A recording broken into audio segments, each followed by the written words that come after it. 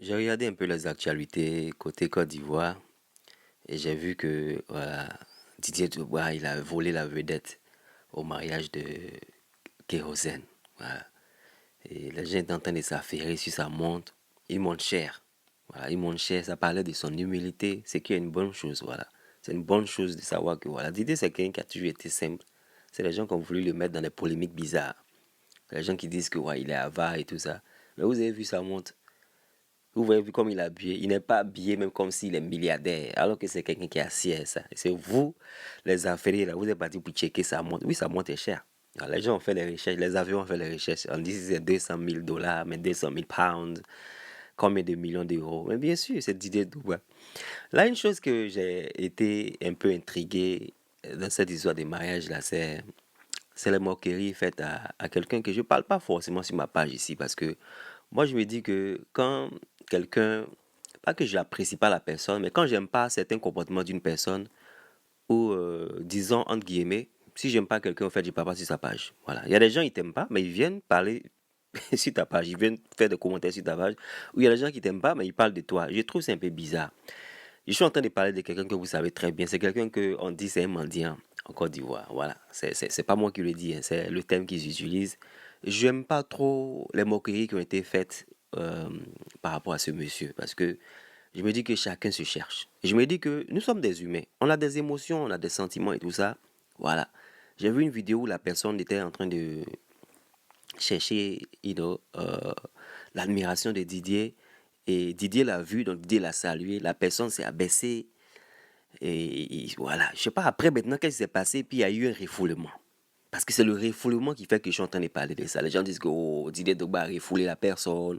Vous savez de qui il s'agit, mettez en commentaire. Ça va pas sortir de ma bouche parce que voilà, j'ai pas envie de parler personnellement de la personne, mais c'est de là que je vais parler parce que je me dis que c'est dégradant pour le mental de quelqu'un de se voir en train d'être vilipendé à chaque fois. Je me dis que si vous n'aimez pas quelqu'un, ne parlez pas de la personne. Parce que la plupart du temps, les gens même qui vous critiquent, les gens même qui parlent de vous en mal et tout ça, là, qui se moquent, c'est des gens qui aimeraient faire ce que vous faites. Mais ils n'ont pas cette occasion-là. Le monsieur, là, je pense qu'il a le cran. Il a le cran pour quelqu'un de son âge. Je pense qu'il a le cran d'affronter son futur, si je dois le dire. D'affronter. Je pense que peut-être il a besoin d'un peu de sagesse pour savoir quand le faire et quand ne pas le faire. Le moment où il a voulu saluer, où les gens la chantaient Kero, Kero, Kero. Cette partie-là aussi, je reviens dessus. Cette partie-là, je pense que c'est un peu des chansons broussardes qui doivent se faire arrêter à un mariage classe de ce genre. Bon, reviens sur cette partie-là. Donc, je parlais du moment où il a voulu causer avec Drogba, où vous voyez qu'il s'est approché un peu. Puis après, Drogba a vu qu'il venait vers... Bon, Drogba a vu que voilà, il cherchait son attention et il a salué. C'est Drogba qui a fait le premier geste de le saluer. Je pense que le monsieur, il a besoin de protocole, il a besoin de spokesperson, porte-parole parfois pour lui dire des fois, il ne faut pas trop abuser de la gentillesse des gens. Parce que Toba était gentil là, à vouloir le saluer même, qui a fait le premier pas. Mais lui, je pense qu'il a pris ça pour pouvoir en même temps faire beaucoup de choses. Il y a une personne, même j'ai entendu dans une vidéo, qui a dit, oh, le monsieur, il va chercher à vendre ses tickets ici. Il va chercher à vendre ses tickets ici. Non, c'était vraiment un peu bizarre. Voilà, c'était un peu bizarre. Ça m'a gêné un peu pour lui parce que you know, je me mets un peu à sa place. Nous sommes sur les réseaux sociaux. On sait comment les gens sont pas gentils avec nous dans les commentaires et tout ça. Surtout moi-même par rapport à ce que je suis en train de faire. Je sais que j'aurai des commentaires bizarres.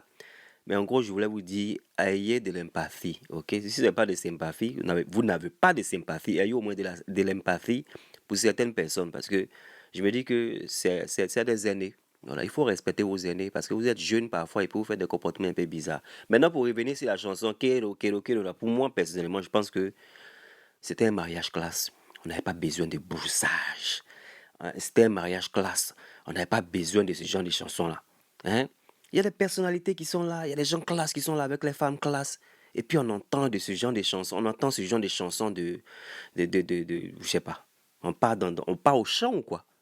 La partie là, j'ai pas aimé. La partie m'a paru bizarre. Je ferai une deuxième vidéo par rapport à Eto. Parce que j'entends des choses que je comprends pas. On se verra dans une autre vidéo, c'est Dave Foster. Alright, take care, bye.